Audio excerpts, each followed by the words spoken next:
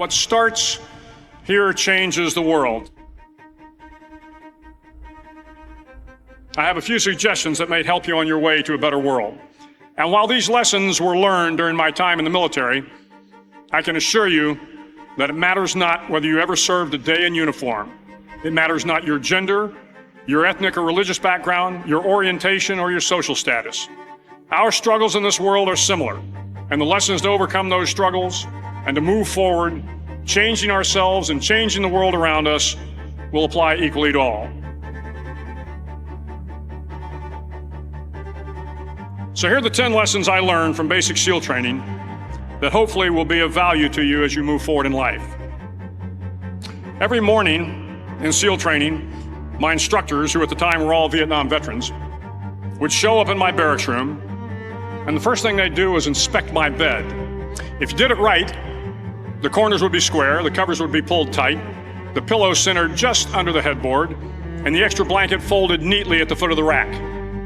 It was a simple task, mundane at best, but every morning we were required to make our bed to perfection. It seemed a little ridiculous at the time, particularly in light of the fact that we were aspiring to be real warriors, tough, battle-hardened SEALs. But the wisdom of this simple act has been proven to me many times over. If you make your bed every morning, you will have accomplished the first task of the day. It will give you a small sense of pride, and it will encourage you to do another task, and another, and another.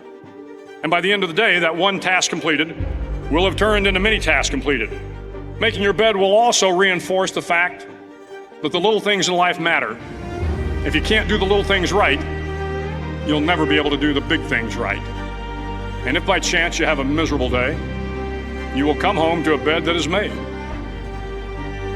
that you made. And a made bed gives you encouragement that tomorrow will be better. So if you want to change the world, start off by making your bed.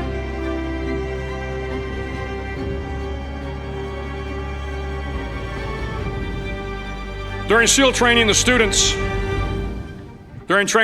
are all broken down into boat crews. Each crew is 7 students, 3 on each side of a small rubber boat, and 1 coxswain to help guide the dinghy. Every day, your boat crew forms up on the beach and is instructed to get through the surf zone and paddle several miles down the coast. In the winter, the surf off San Diego can get to be 8 to 10 feet high, and it is exceedingly difficult to paddle through the plunging surf unless everyone digs in. Every paddle must be synchronized to the stroke count of the coxswain.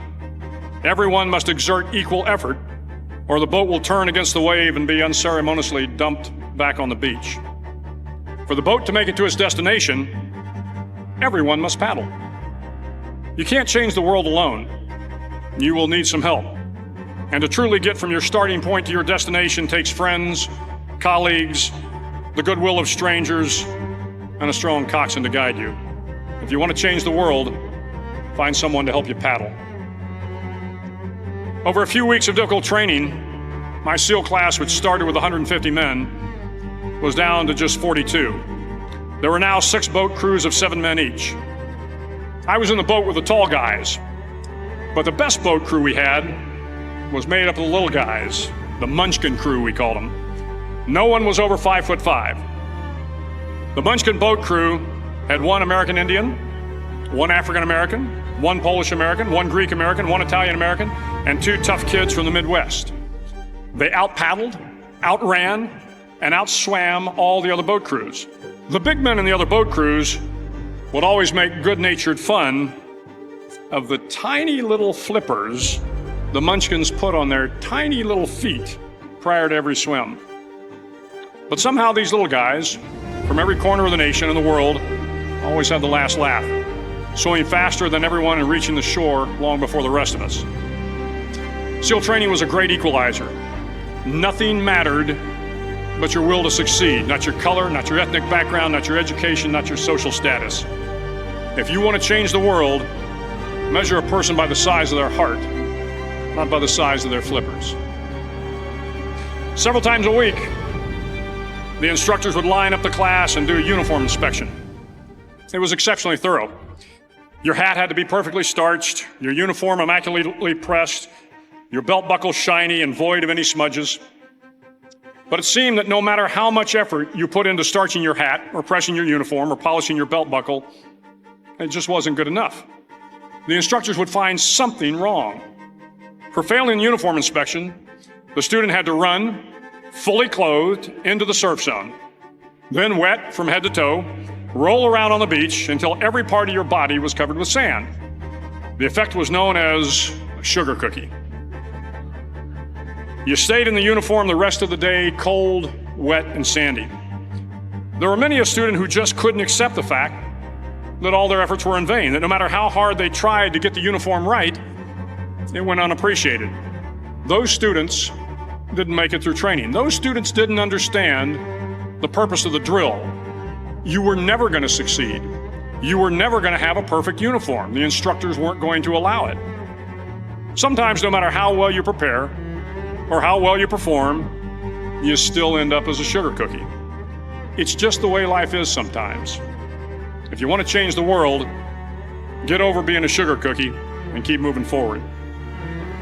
Every day during training, you were challenged with multiple physical events: long runs, long swims, obstacle courses, hours of calisthenics, something designed to test your mettle.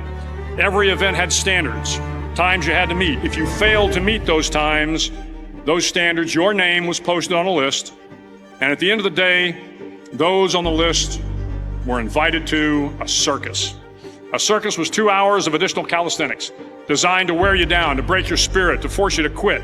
No one wanted a circus. A circus meant that for that day, you didn't measure up.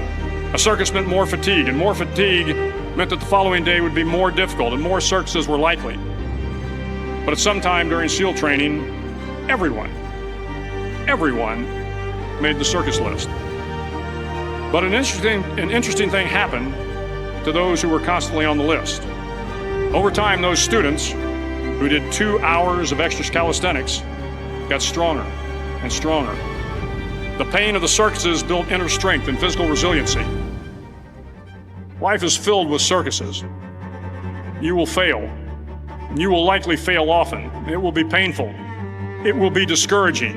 At times, it will test you to your very core. But if you want to change the world, don't be afraid of the circuses. At least twice a week, the trainees were required to run the obstacle course. The obstacle course contained 25 obstacles, including a 10-foot wall, a 30-foot cargo net, a barbed wire crawl, to name a few. But the most challenging obstacle was the slide for life. It had a 3-level, 30-foot tower at one end and a 1-level tower at the other. In between was a 200-foot long rope. You had to climb the 3-tiered tower, and once at the top, you grabbed the rope, swung underneath the rope, and pulled yourself hand over hand until you got to the other end. The record for the obstacle course had stood for years when my class began in 1977. The record seemed unbeatable until one day a student decided to go down the slide for life head first. Instead of swinging his body underneath the rope and inching his way down, he bravely mounted the top of the rope and thrust himself forward. It was a dangerous move, seemingly foolish and fraught with risk. Failure could mean injury and being dropped from the course. Without hesitation, the student slid down the rope perilously fast. Instead of several minutes, it only took him half that time. And by the end of the course, he had broken the record. If you want to change the world, sometimes you have to slide down the obstacles head first.